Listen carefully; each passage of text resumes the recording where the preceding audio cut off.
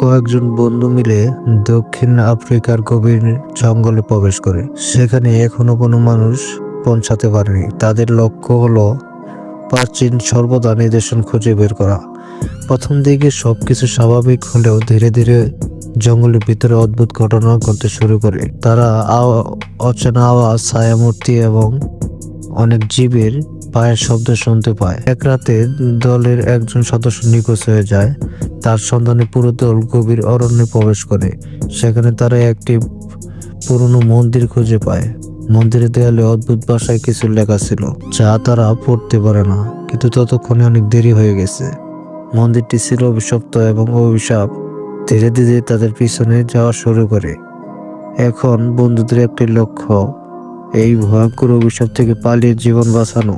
তবে তারা কি অরণ্য থেকে নিরাপদে বেরিয়ে আসতে পারবে, নাকি প্রাচীন রহস্যের অংশ